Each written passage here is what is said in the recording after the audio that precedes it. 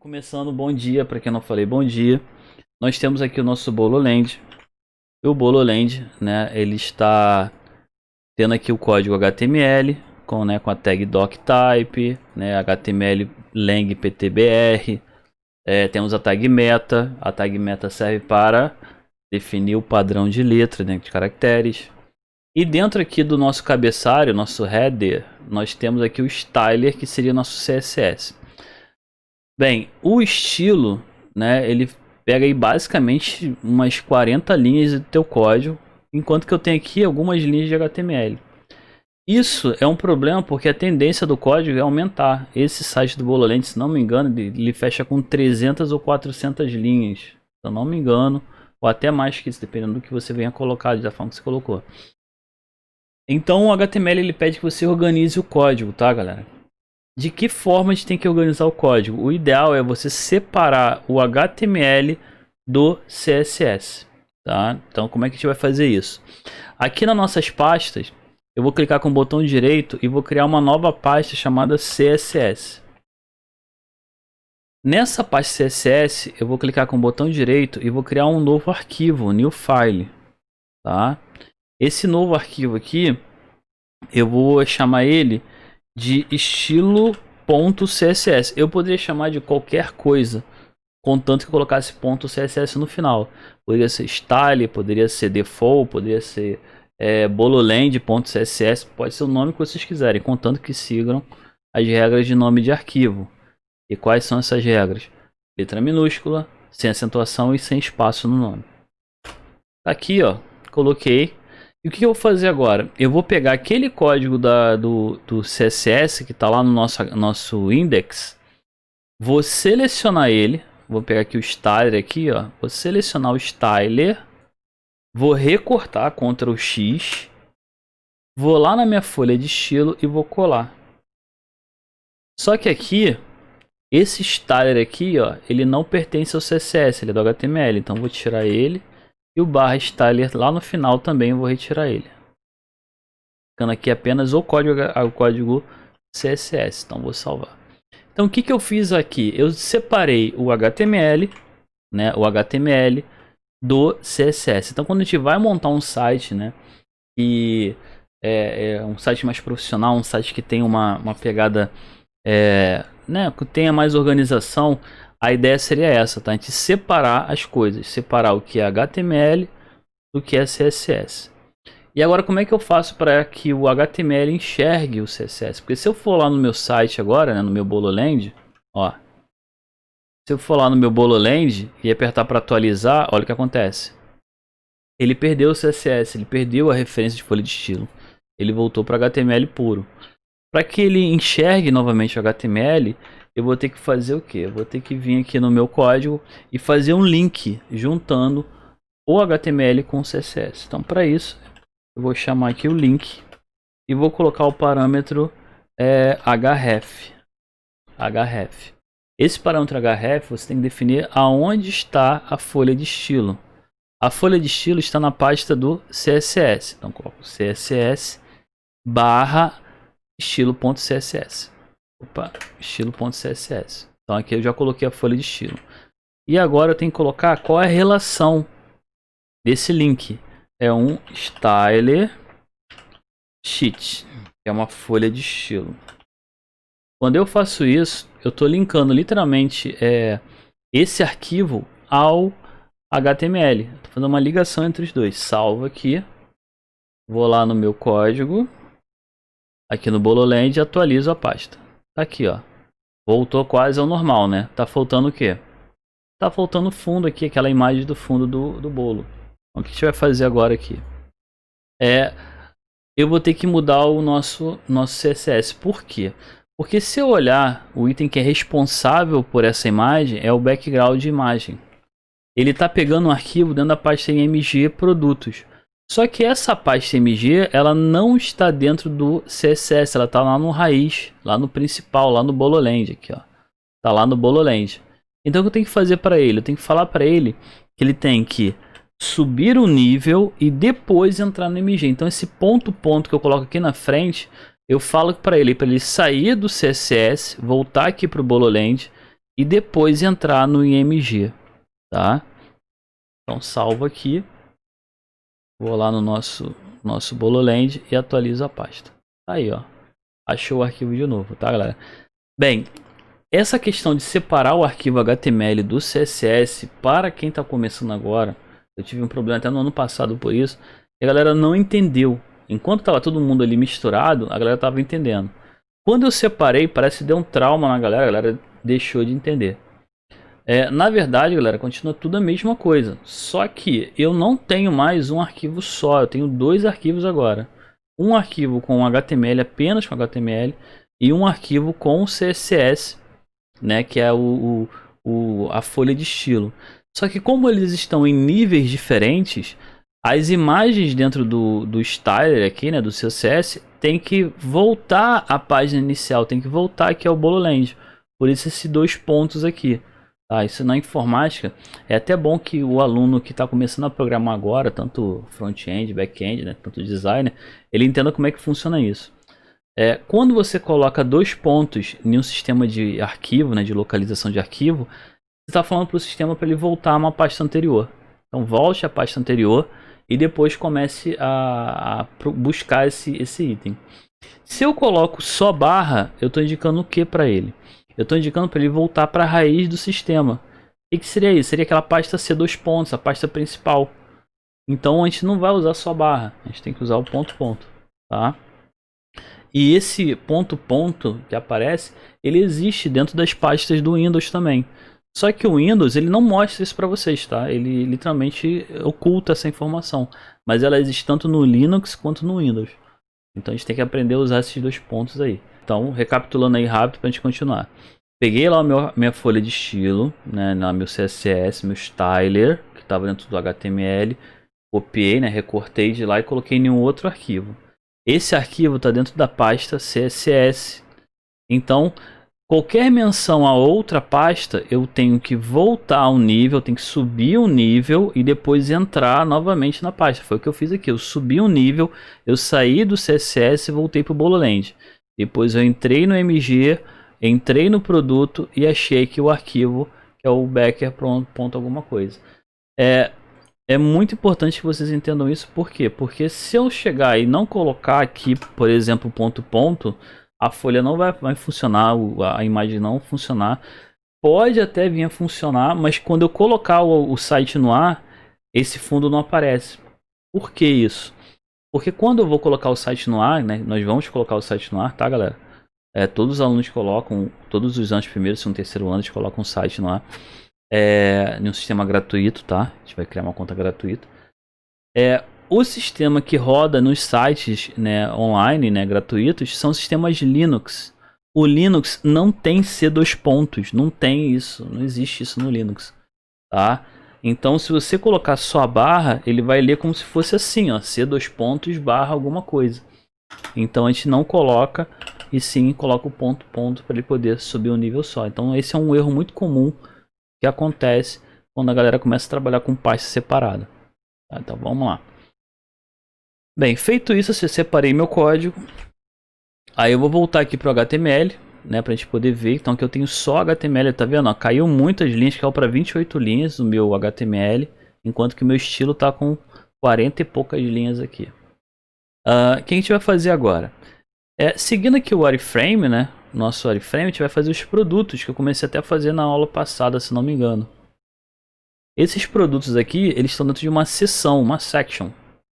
Eu já criei aqui a seção.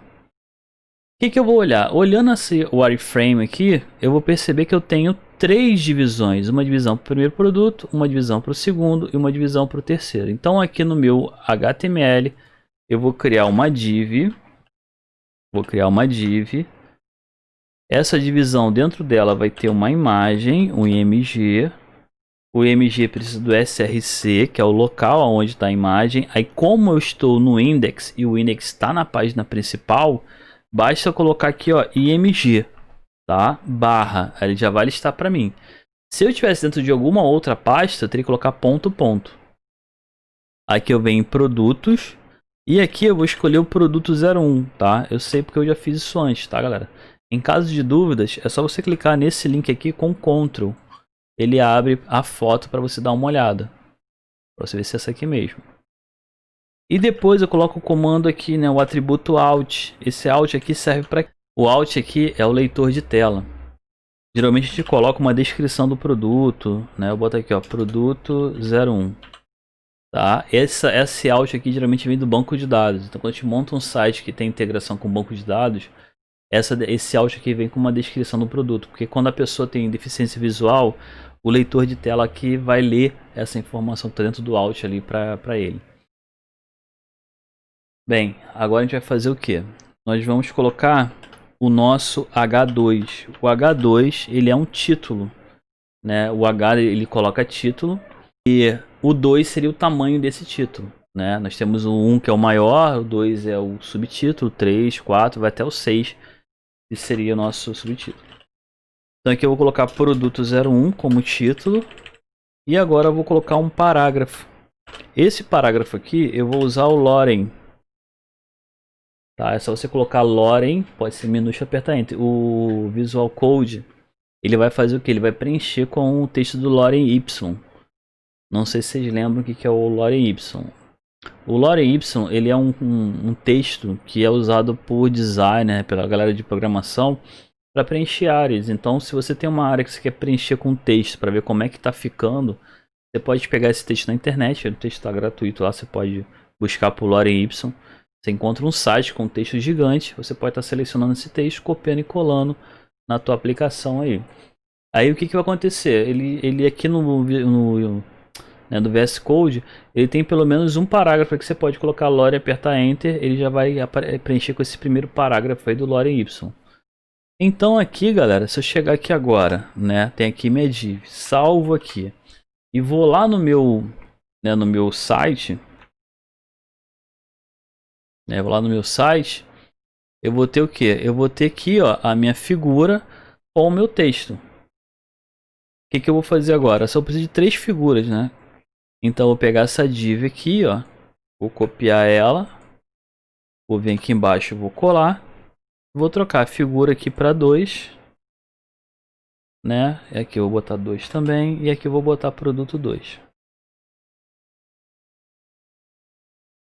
Vou vir aqui embaixo do produto 2 e vou colar o produto 3, porque lá são 3 figuras.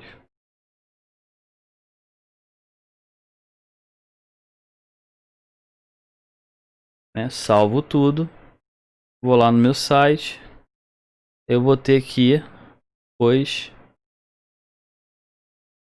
3 produtos, tá vendo aqui, ó? Aí a pergunta é, por que ele não ficou igual ao nosso wireframe?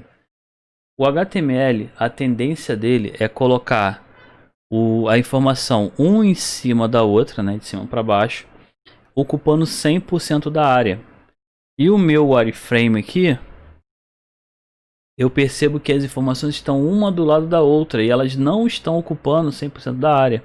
Elas estão ocupando o quê? Elas estão ocupando um espaço já pré-definido.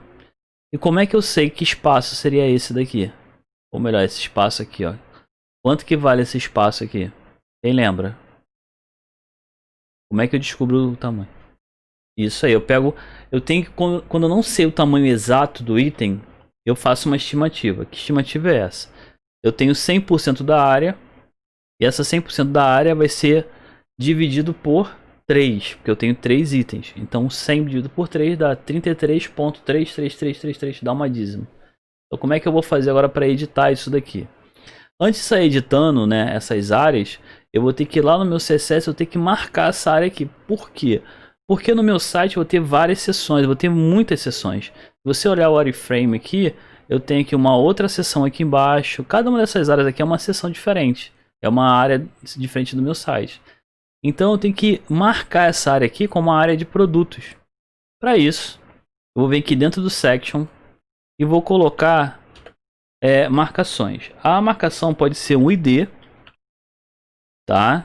Que é um ID único, que eu vou chamar de produtos. Ou pode ser uma class, tá? Que eu também posso chamar de produtos, tá? São coisas diferentes, tá, ok? Vai ter o mesmo nome, mas são coisas diferentes. Então, o que seria um ID produto, galera? O que é um ID?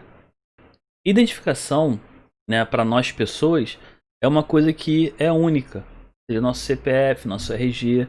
Não vou ter duas pessoas com aquela mesma ID, né? Que a gente chama, mesma identificação. Na informática é a mesma coisa.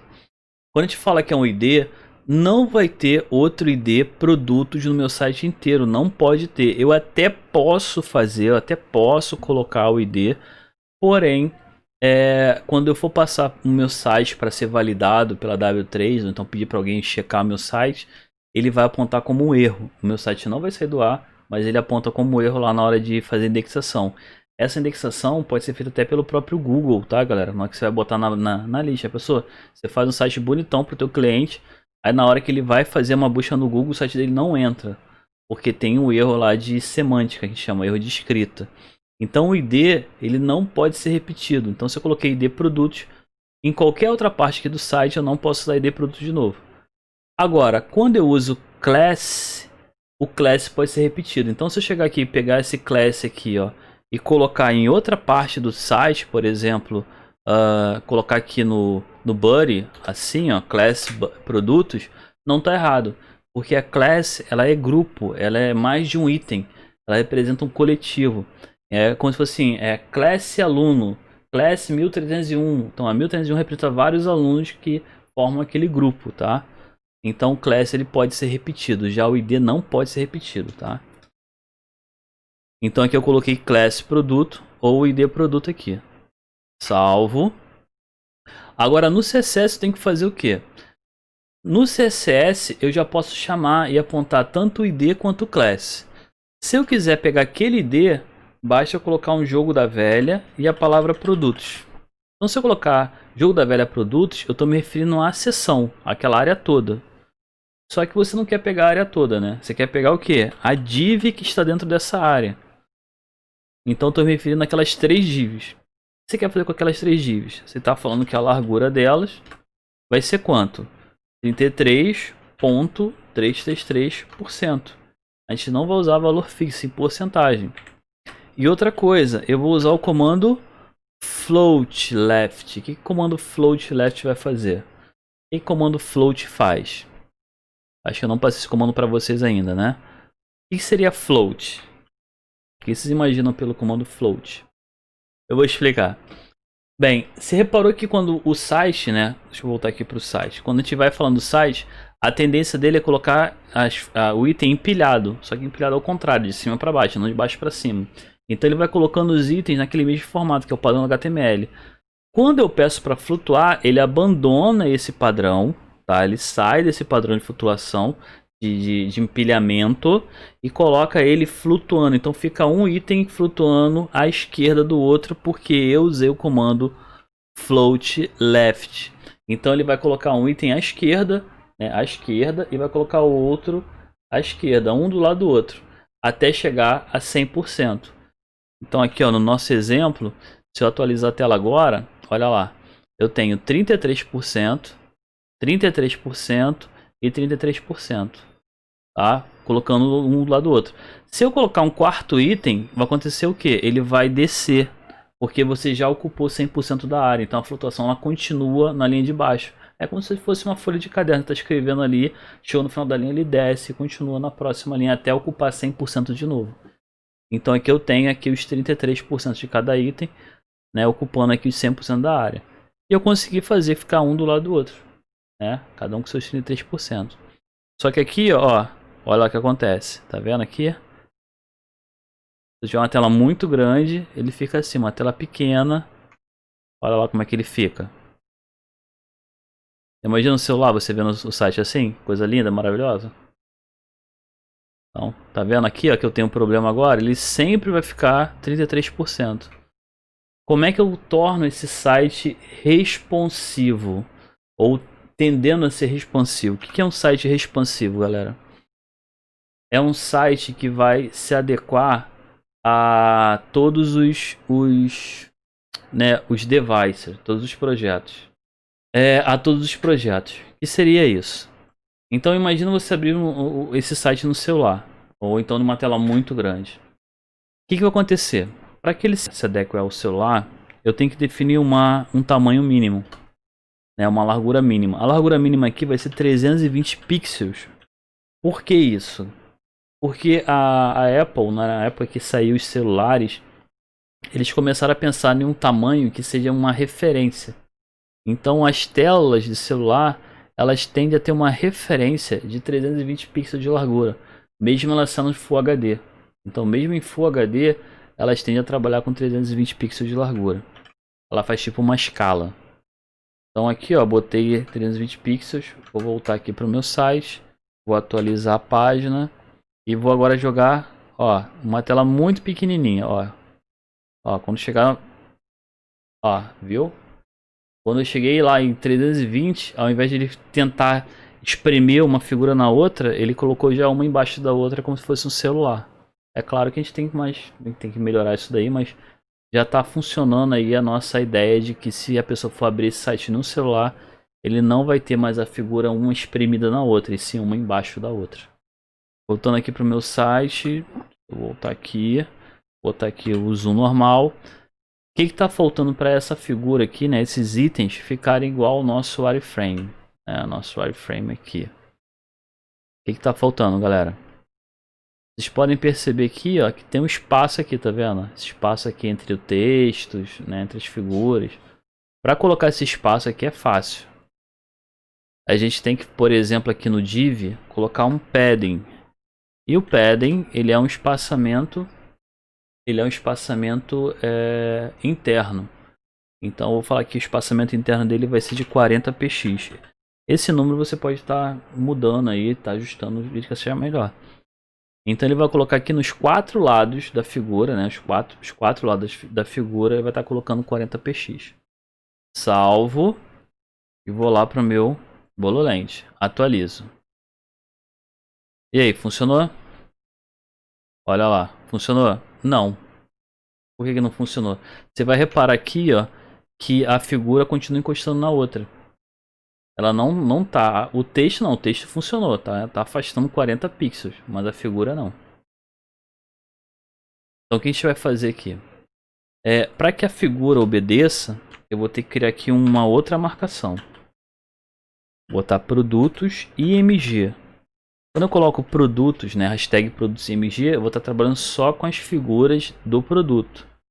Eu vou colocar uma largura de 100%. O que vai acontecer? Esse 100% aqui vai ser 100% em relação aos 33. Então não 100% em relação à página inteira. O que vai acontecer? Quando eu atualizar aqui, ó, olha lá. A figura não ocupa mais aquela área toda. Aquela área, na verdade, seria o tamanho da figura normal. Se essa figura aqui fosse muito grande, ela estava preenchendo a tela toda. Mas como eu falei que a hora que ela vai se ajustar ao conteúdo, você repara que ela fica certinho aqui, ó, na div, ó. Certinho, né, não encostando aí na lateral. Aí você pode estar aumentando ou diminuindo. E para poder afastar aqui o produto, né, para a gente poder finalizar essa parte, é fácil. Você vem aqui, ó, coloca mais uma marcação, produtos, botar aqui o H2 e aqui eu vou colocar um padding. Só que agora eu vou colocar ele aqui mais ou menos 20 px e 0 px. Por que 20 e 0? O primeiro passo aqui do padding, né, como eu fiz aqui em cima anteriormente nas aulas anteriores, o primeiro item aqui ele define o eixo vertical, seria o, né, em cima e embaixo, e o segundo aqui seria lateral. Então eu quero que o padding ele afaste, né, tanto da figura quanto do texto. Salvo aqui, né, o H2, né, e atualizo. Olha o que acontece, afastou. Aí eu pergunto, tá igual o wireframe? Tá ficando parecido? Tá ficando parecido? Tá, ó. Sim ou não? Tá parecido. É porque aqui o meu lore aqui tá com muito texto, né? Aqui eu tenho só 5 linhas, aqui tem quase 10. Mas tá ficando parecido, tá, galera? Claro que tem que ajustar, tem que aumentar mais algumas coisas aqui. Mas eu já consigo trabalhar em cima do item. Porque a ideia do wireframe é essa. É você chegar, né? O teu site ser o mais próximo do que o cliente enxergou no wireframe. Até mais, galera.